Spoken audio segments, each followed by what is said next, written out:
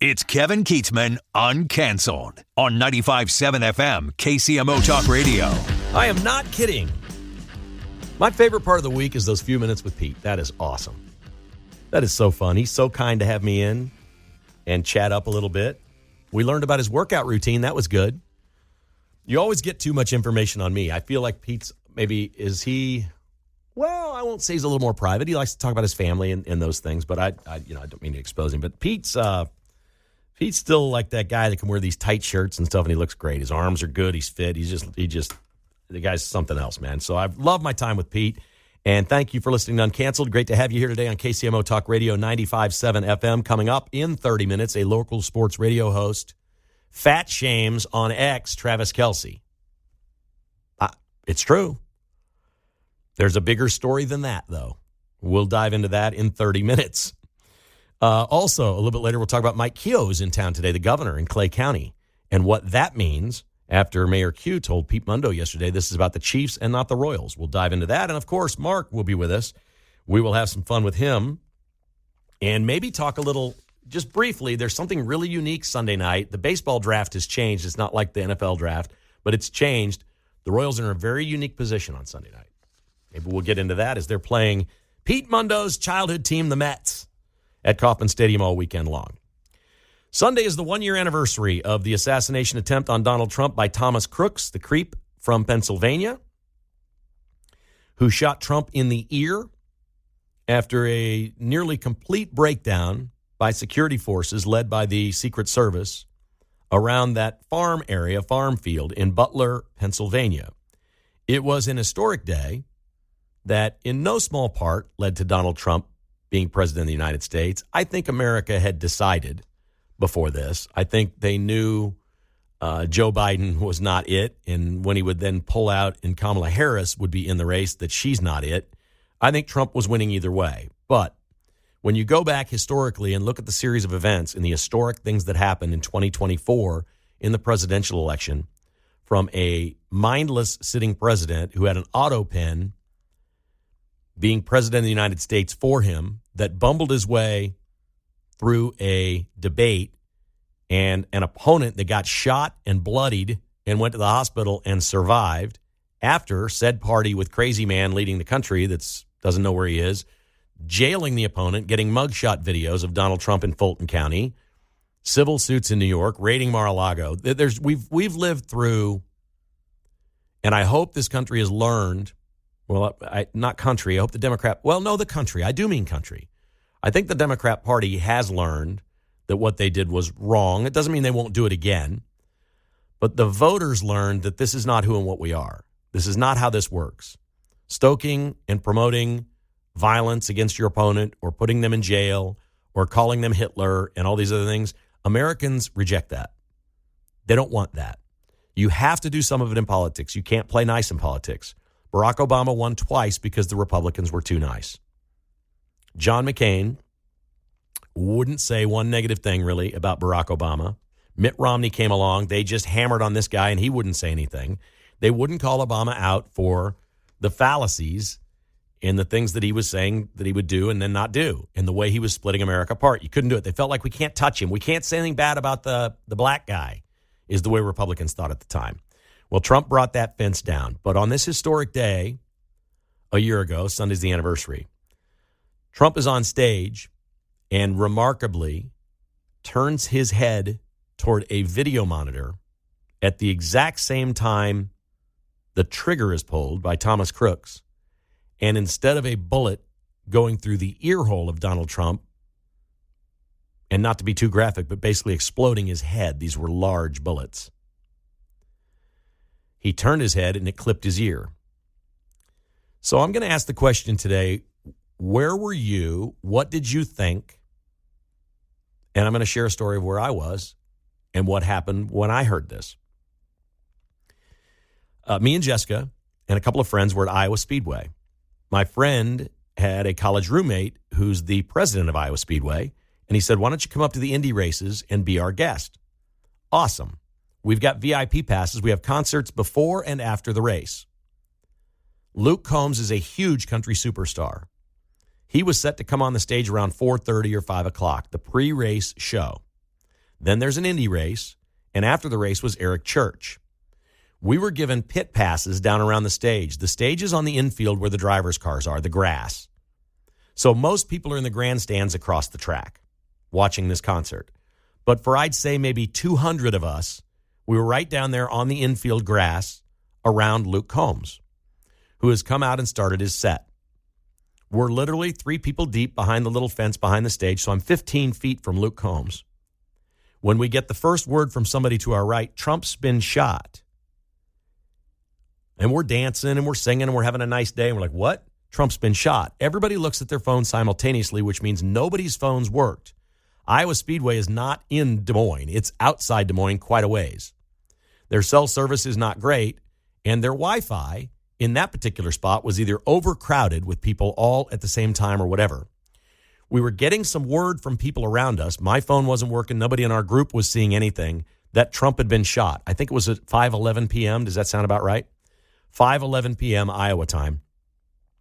And I'm looking up at the stage, and Luke Combs is still singing and playing, and he's looking around, and he looks off stage, and he's given the shoulder shrug. I look across at everybody in this pit. These are the people he can see. You can't really make eye contact with the people in the grandstands if you're Luke Combs. But everybody down below you can make eye contact with. You're doing a concert for these people right up front. Nobody's looking at him. Not one person. Everybody is fumbling with their phone. They're trying to, every single person now is staring at their phone while he is rocking it out, giving it his best, and he doesn't know what's going on. And he's looking around and he turns and he looks at his band members. They don't know. They keep playing nothing. I mean, he's got no eye contact, nothing. He finishes the song maybe a minute and a half, 2 minutes later, and one of his stagehands comes off from behind the side stage and comes out and says something in his ear. He leans up, he whispers in his ear away from the microphone between songs, and Luke Combs bobs his head yes like 2 or 3 times and said, he clearly turned to him and said, okay, thanks. And then the guy went off stage and Luke Combs came back and they started and they played another song. Nothing was mentioned. He kept playing. People continued to be on their phones. He finished his set. Everything went on. Everybody around us thought Trump was dead. Not a single person thought he was alive. All anybody knew, word of mouth going through this group of people, was Trump was shot in the ear. Well, who's ever heard of somebody getting shot in the ear and living? When you think shot in the ear, you think shot through the ear from the side. What are the percentage chances a piece of the ear gets clipped and nothing else? This is impossible. We knew he was doing a rally. Everybody knew that day he was in Pennsylvania or whatever. And every single person, and I think Luke Combs in that moment and everybody probably thought he's dead.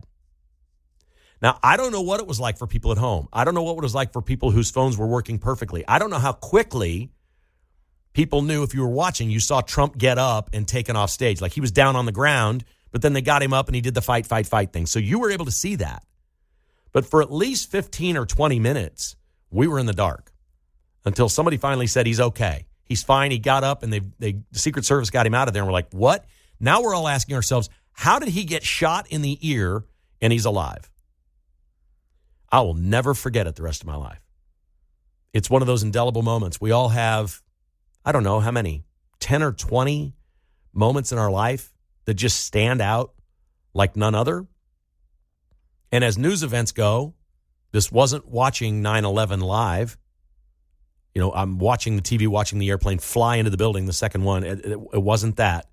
It wasn't the sheer horror of America's under attack. But I can tell you, as a full-on MAGA Trump guy, who I can honestly tell you I was Trump before anybody was Trump. I was Trump before he ran and was in an airplane hangar with Barack Obama's birth certificate giving him a hard time. I'm like, if that guy ever runs, look out, because he's going to do what I do. He's going to say everything. He's going to say everything. And that's what Trump's become, and that's what America is again. We're a beacon for free speech, and I love that. But at that moment, I thought I'd lost my guy. I'm like, oh, my God, now what? Now what? And you know, of course, I'm thinking a little bit about the election, but I'm mostly thinking, geez, in stronger terms than that, this man just gave his life to try to fix this country that's being taken over by socialists and a president that can't form a sentence and a deep state that's running everything.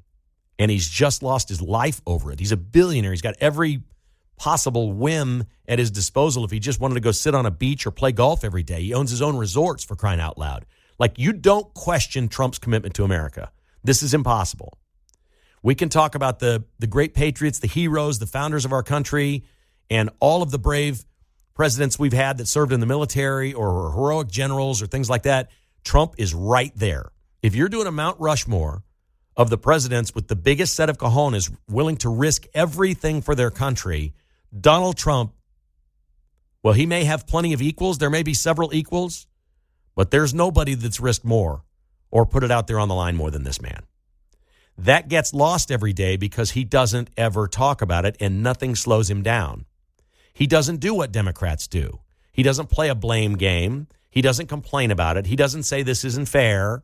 They're coming after me. He says, I'm going to win, and America's going to win. And in the end, I'll let my legacy be what my legacy is, but he knows. He knows what strong leadership is. He knows what commitment to his country is. And when he talks about soldiers and the pilots from Whiteman going on that mission, you know what? Trump is every bit as brave as every single one of them. Anybody that's ever put the uniform on in this country, Donald Trump is every bit as brave as you. He did not serve in the military, but he's every bit as brave. And in that moment, on that day, America saw it. And people said, holy crap, this guy's really serious. Like, he's really serious about America. He's willing to have this. Then we got another attempt on his life after that. Is Donald Trump crazy? Yeah, but not in the crazy way like we see crazy people, like they're unhinged off, whatever. He's not like that kind of crazy. Is he crazy that he probably, for him and his family, shouldn't be putting them through all this? Maybe. But that's how much he loves America. And I know what I felt that day when I thought Donald Trump was dead. And I thought it for a long time. I was convinced for 20 minutes. I was the one turning to Jessica and everybody else. I'm like, oh, he's got to be dead. He got shot in the ear. You don't survive getting shot in the ear. Doesn't happen. And yet it did. Most of you on the text line are saying you were watching live on television and knew Trump was okay, that he grabbed his ear like a mosquito bit him, and then he went down and they went on top of him and assumed it was okay. Mark, do you remember where you were when this happened 1 year ago? Yeah, I was watching, I don't remember what I was watching on TV, but Pete texted me, said Trump was shot, and I just immediately go to Twitter and try to see what's going on, and then go to Fox News, and it's just on loop. Yeah. Replaying him standing up and going, fight, fight, fight. Okay, and so on Twitter at that point, was there like a live feed? Was there the television live feeds? Were you able to watch live what was going on? Like, yeah, you could watch live. So you could have seen it, like, literally. I don't know how long he was on the ground. It couldn't have been much more than a minute or two, right?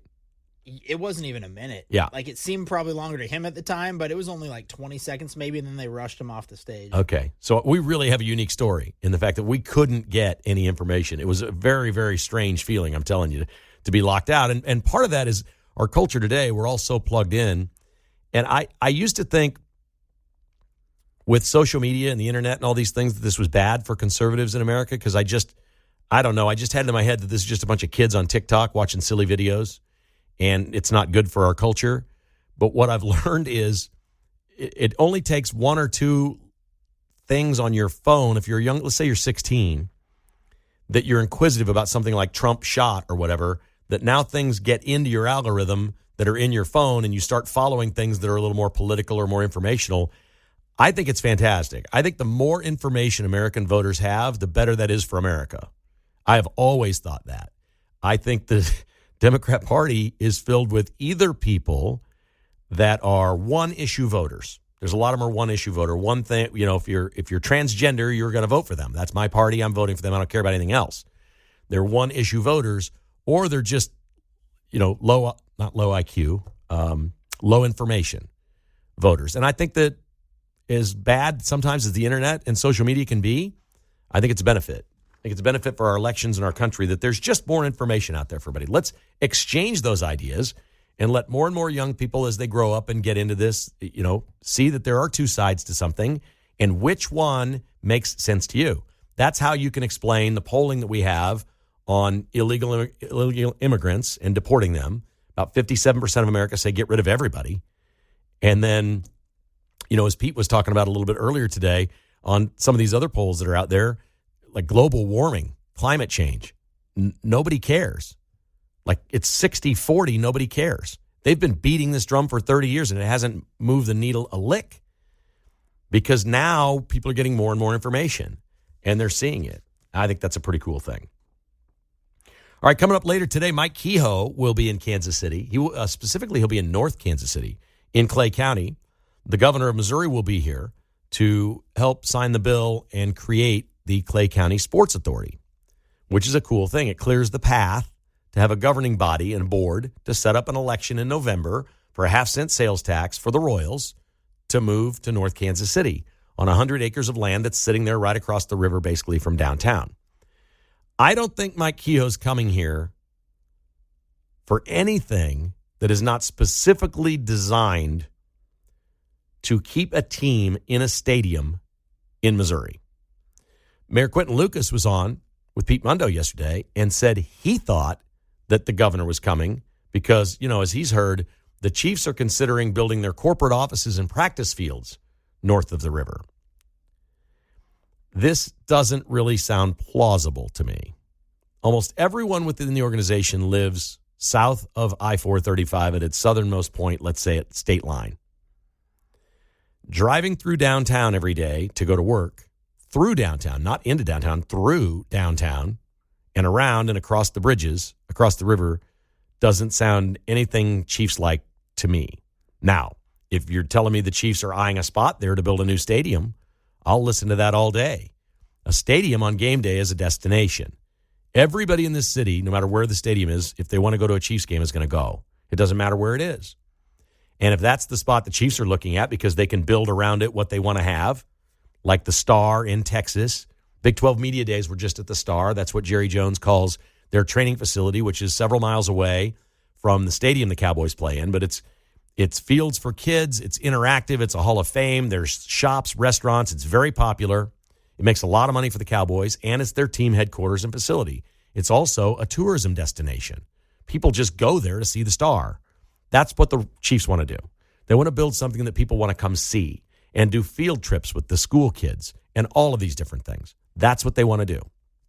Maybe that's North Kansas City, but all deference to Mayor Q, I don't think it's a corporate office and a couple of practice fields for the Chiefs, and that's it. It would be a stadium, and why wouldn't you put them in the same spot? So you're going to ask Patrick Mahomes, who lives at Loch Lloyd, to drive on no particularly good highway to get to 435 and then take 49 through the hood and around, through downtown and the roads there, which would be just to the east of T-Mobile Center, across the bridge, and then drive into North Kansas City to find his place to go to work every day. I'm not joking. You're going to ask Patrick Mahomes to sell his house now or what? I'm not joking. These things matter. When teams are looking at you, don't think Patrick Mahomes matters to this franchise? You didn't see the reaction to what I said this week. I mean, it does. They're sensitive to it. The last thing the Chiefs can afford to do is tick off Patrick Mahomes. They don't want to do it. I don't even understand why your practice facilities would be there. This is about the Royals and Governor Kehoe. And I think I would love it if when they do this today, they put some information out, some that they shared with myself and Pete about 10 days ago. I would love if they share some of this information about what they want to do with the Kansas City Royals in North Kansas City. I'm not sure why they'd keep it public. If they're starting a sports commission and they've got the governor there, it seems like a great day to me. When they bust out those plans and you see what they have in mind, I think you're going to like it. I think you're going to like it a lot and say, wow, I could support that and get behind the Royals in North Kansas City. Furthermore, I think the voters of Clay County would say, this would be really cool for Clay County. Well, there's a sports radio host that's actually on the air, I think, right now on 8:10 a.m., Jason Anderson, who I've known for 15 years, maybe 20. And I want to preface all these comments by telling you that Jason Anderson is the finest man among us. He is an outstanding father, husband. He doesn't succumb to some of the vices a lot of us do. He doesn't drink, doesn't smoke. Like, this is just a really solid dude. If you switched over and listened to his show, the only difficult thing is there's about 9 voices on there. So figuring out which one is his, you got to know it. That station's just become like all morning shows. It's like there's 5 people on the air at once. I don't know who's who anymore. It's very strange, but I digress. He's just a great dude, and he really knows sports, and he's a fine talent. And yes, we compete against each other in the 10 o'clock hour now.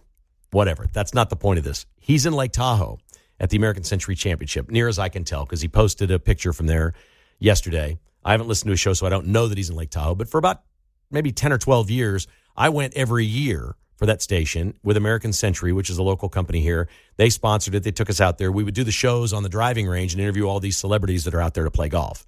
It was a fun trip. It was a hard trip because there was work after work. Like you had to go to all these different events and all this stuff. They were long days, but it was great. We actually, Trump was there one year. I played blackjack one time with Mark Cuban. I mean, I got a lot of great stories from that trip, and it's cool. But he posted something last night that Mark pointed out to me, and it was a great post on X. And I don't have it in front of me. There were two pictures. One was Travis Kelce yesterday at an event, a corporate thing where he's schmoozing people for garage beer, which is his beer, right? And he has a golf shirt on that says garage beer on it. And it was on his torso like saran wrap. Like literally, like just as tight as it could possibly be. And he is ripped. He looks great. So Jason Anderson, I think, took the picture maybe, and he posted that up there. And then he took a picture of what he shot Travis Kelce in last year. Yeah. And he had a big, baggy golf shirt on. He looked exceedingly exhausted and tired, like he'd maybe been up all night or, whatever. He just looked terrible. He clearly had a gut because the shirt was so baggy he didn't want people to see it. He just looked awful. That was 1 year ago. Thicker too. Face was thicker. Side by side, how many pounds you thinking? Last year at the same event versus this year, Mark? 25? Yeah, 25 pounds, yeah. At least. Mm-hmm. He's handing out garage beers, talking about garage beers, and people are talking to him about it, and he says, well, I haven't had any of these this summer. I've been running up and down the coastline getting in shape. Because he promised he was going to do that. And he's done that. Now, here's the only issue I have. This is not on Jason Anderson, but this is typical of the media. This is not picking on Jason in any way, really. But it's typical of the media.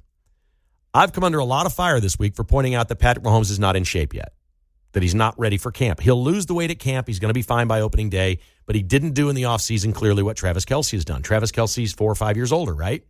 You get to a point in your career where you have to do it. Kelce learned that last year.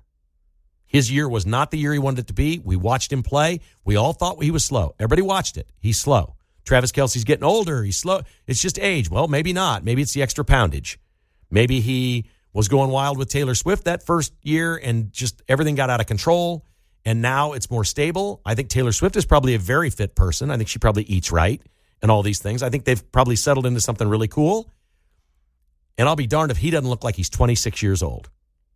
You can't put into words. And I'm the guy saying, wait, I got to see it on the field. He still may have lost a step or a half step. He may not be as fast as he once was, but it's not from lack of trying. You're getting the best Travis Kelce this year. He has spent the last 6 months getting ready for training camp. He's ready to go. And in this post, you could see it. My commentary is on how stark that was. And I will ask you the question. If I had that photograph last year and pointed that out that Kelce looks like a slob and he's not ready to go and he has been completely unserious this offseason, flying around watching Taylor's concerts and eating and drinking the finest food and champagne and whatever in the world, if I made that comment, I'm the bad guy. But a year later, after not his best year, and everybody saw how he played, a year later, you can post it and go, look at this fat son of a bitch from last year. You can do that and get away with it. That's okay. Ask yourself what you want people in the media to do. Because I'm the guy that took all the heat this week, and I'm not complaining. I've done this before. It's okay. I own it. I would rather tell you before the season that Patrick Mahomes was not very serious this offseason than next year this time when he looks way better on a yacht with his wife 4th of July weekend. Do you see the difference? So you have a choice in media, whether it's news or sports, doesn't matter. You have a choice. You had a choice in a vote for president. You can vote for and you can watch, listen to, support people that tell you the truth, even when it's hard and you don't want to hear it because it's about your favorite football player. Or you can support and listen to people that tell you what you want to hear. Chiefs are great. Look, everybody in this town was gushing over Kelce last year. I could find every single sports guy on the air in this town at some point last year said, Travis Kelce looks great this year in camp. Every one of them. Oh, my God, he's moving like he was 26. Every single one of them at some point said that, and they were lying to you because they don't know whether he looks great or not, running around in shorts and a shell or a T-shirt. They don't know. You don't know until the game. Then we watch the games and we're like, whoa, he's big and he's slow. We all saw it. That was easy for all of us. They all lie to you. You have real media in this country that tell it to you the way it is, and you have cheerleaders. And there's nothing else. Pete and I think, I don't want to speak for him, but I've heard him say it many times. I'm going to say something really upsets many of you, and it will upset many of you. To say something critical of Trump or the administration or conservatism or something like that. There's a lot of things. I've done the Epstein thing this week. I'm like, I've said it a million times. I don't care. I don't care. I don't understand this absolute obsession with Jeffrey Epstein and what happened. Those people aren't going to jail. Get off of it. It's not going to happen. I'm much more interested in the auto pen. Did the doctor cover up for Biden? Things like that. That's our government, for crying out loud. That's oversight that really matters. So that's me. That may be different than you, and you may not like it when you hear me say, I really don't care about the Epstein stuff. I don't care. I don't. So that probably angers a lot of you. But I'm being truthful with you, and I'm telling you the truth about all this stuff. And these sports reporters, I feel bad for them. They're stuck in jobs where they're afraid to get fired. The teams have control over the sports radio stations and all the opinion in this town. They control them. They control access. And trust me, for 90% of the sports reporters in this town, access to the games is everything. They just want to be able to go to the game and cover the team and be there and take selfies and do all this other stuff. That's all everybody, this generation of reporters wants to do. They're never looking for, is this as good as it can be? They're not inquisitive. They may ask questions like, well, is his knee better? Okay, well, that's a legitimate question. That's fine, but that's pretty run-of-the-mill. But when you start asking big questions like, is the greatest talent in the league, Patrick Mahomes, is the greatest talent also the most prepared player right now? That's a legitimate question. As I told Pete, 99 things out of 100 about Patrick Mahomes is on a scale of 1 to 10 is 10. Great father, great husband, great person, no trouble, no controversies, all these things. He's fantastic. He's the greatest of his generation, all that. But as he's chasing Tom Brady and 7 Super Bowl titles, Mahomes has 3, as he's chasing that, it seems obvious to a guy who's been covering the Chiefs for 40 years. It seems obvious to me it is going to take a level of commitment that is insane. Tom Brady's level of commitment was insane. It started in his 30s, carried on to in his 40s. Nobody in a million years would have ever guessed Tom Brady would play into his 40s successfully and win a Super Bowl with another team. It's unthinkable, but there is a way to do that. And I love athletes. The best athletes that I admire the most are the ones that have the God-given talent. That's Patrick Mahomes. But then they take that God-given talent and they outwork everyone. And that's really special. And I think he's that guy. And I think he thinks he outworks everyone in strategy, film watching, practice, reinventing plays, leadership, all those things. All those intangibles are unbelievable. They're great. They're probably equal to a lot of the other quarterbacks. But is he working as hard as Jalen Hurts? I don't know. Jalen Hurts, Chiefs played him in the Super Bowl twice. If he doesn't have that fumble in the Nick Bolton scoop, Jalen Hurts is MVP twice and won 2 Super Bowls. And I'm telling you what, that guy's in the gym. And he's on the beach running. And I don't like his politics, but Jalen Hurts, you're not outworking that guy. You're just not going to do it. So that was really the point of my commentary. And it just kind of made me pause for a second when I saw Jason Anderson's post that, a year later, after Kelce looked slow and fat, it's okay to post him looking slow and fat at a golf tournament, like a slob, and contrast it with how good he looks this year. You see, you're a hero now because the Chiefs fan love Jason Anderson because he posted a picture that shows Travis Kelce's the best. He worked so hard this offseason, he's ready to go. Folks, that's the baseline of being a pro athlete. This is not something that should ever come up. When you get paid millions of dollars to play a sport, you shouldn't ever have to tell anybody, take care of your body a little bit in the offseason. I'm not saying you can't have steak dinners, a couple of beers, do whatever. Don't go gain 25 pounds and do nothing for 5 months. It's a low bar. It's a very low bar to ask. Now, look, Mahomes, I'll be honest with you, he probably doesn't look as bad now as Kelce did last year before the start of the season. Kelce looked awful. You go back and look at those photos, like, oh my God, how did he not fall over in camp? It's a crazy situation, but I choose on my threads, my feed, the things that I watch, I choose to find truth tellers. People that'll tell me, make me uncomfortable sometimes and tell me things that I don't really want to hear or don't really like. But I know it's the truth or it's reporting. I like the facts. I think those things matter. I think context matters. And I just thought that was really interesting. I thought it was a great post. And I think Jason's a great, great guy. Great. It was a fantastic post. I'm not criticizing him for his post, but I don't remember him saying last year, wow, I got this picture of Kelce, and boy, is he a fat, out of shape. Boy, he's got 5 days until training camp, and he ain't ready. I don't remember that. Because most people on radio or most people in media don't want to say that because they don't want to endure what I've endured this week, which really isn't much for me. But for a different generation, it's the end of the world. They think Twitter's everything. They're like, oh, my God. You know, Pete Mundo mentioned this Nick Wright guy. I'm like, okay, Nick Wright. Yes, he was a host of one of the 21 different shows that I was up against over 23 years. I can't tell you what years he was on the air. I don't think I ever referenced him ever on the air. And apparently he's still so upset with his experience competing against our station where he was. And it was probably a losing hand for them over there. I don't know that it just continues today, and it's just wild. But no, I don't. It doesn't. No. People will email me and say, what do you think about this? I really don't care. So I think that's missing maybe with some people, and maybe that's come over time with me. I don't know, but it is true. It's honest. It did not bother me. None of this stuff this week bothered me. What everybody says, I don't care anymore.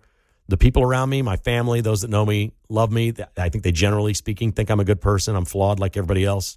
We're all flawed. But I'm not some evil person that you should hate. That's real easy to do on X. But everybody that comes up to me in public is nice. That's all I know. Nobody says anything to me ever that they would post. It doesn't happen. It doesn't really exist. And that's why I have great faith, not only in Chiefs fans and Kansas Cityans, but the human race in general. Most people are good and want to be nice to one another.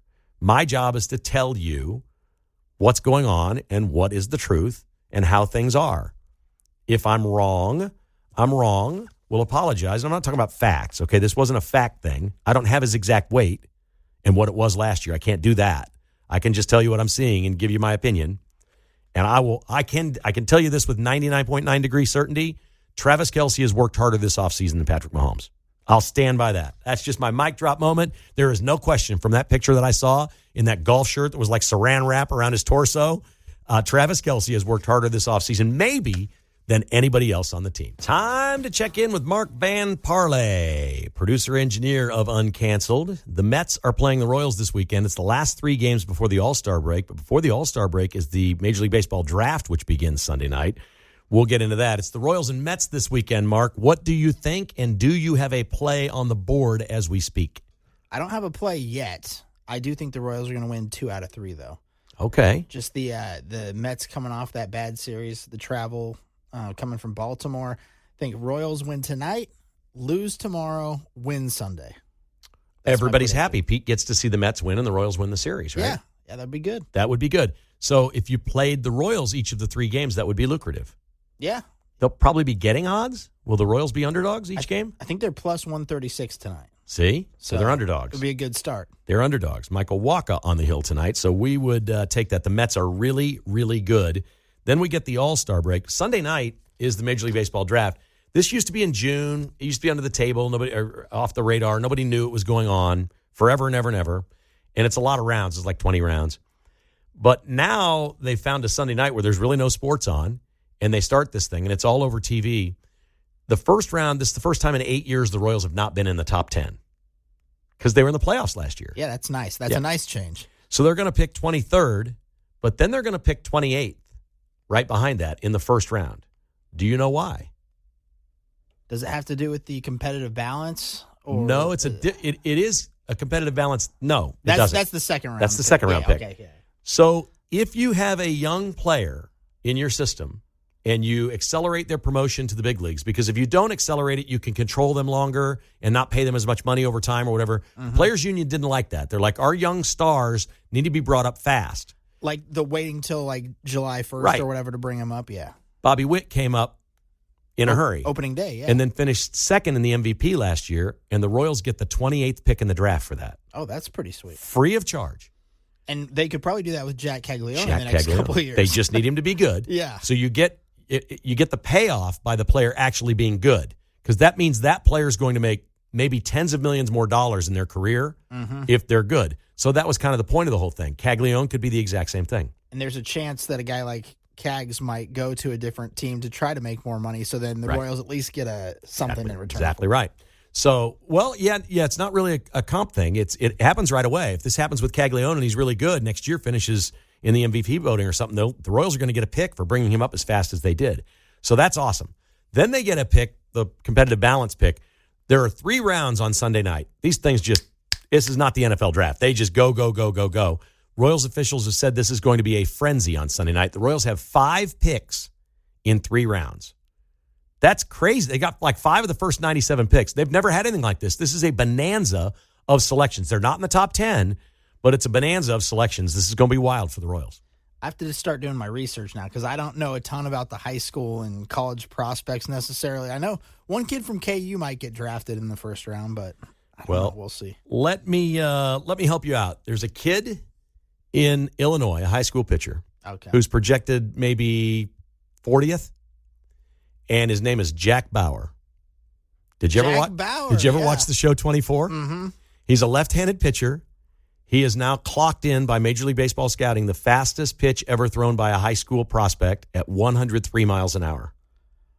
He should go in the first round. He shouldn't go top 40. Somebody has got to draft him at number 24. Oh, yeah. Do you remember the TV show 24? Yeah, so the Royals are 23rd. Right. They could throw that off. They could pick him at 23. Yeah, they could. I think he's projected about 40. There are also 2 sets of twins we believe will be drafted on night 1. Oh, okay. There's a pair of twins with the last name of Parker from Mississippi. They're high school kids. And a pair of pitchers in Oklahoma that are named Witherspoon. And they both pitched at OU. And they're both the 2 sets of twins are all expected to be drafted Sunday night. That's pretty fun. That's very cool. And we'll finish with this. You know who Livy Dunn is, right? Yeah. LSU? Yeah, LSU gymnast and social media influencer. Her and her boyfriend, Paul Skeens, who's a Cy Young winner and probably will be the Cy Young winner this year, attempted to buy an apartment in New York. Did you see what happened? I did. It's crazy. It was Babe Ruth's old apartment, right? Babe Ruth's old apartment on 8th Street, 88th, 345 West 88th on the 7th floor. She was going on social media all excited to get Babe Ruth's apartment, and they're like, yeah, we're not selling to these people. Oh, that's rough. They didn't want the attention. Yeah. It's kind of on her. I think their life will be okay. Have a great weekend, everyone. The Vince Show is coming up next.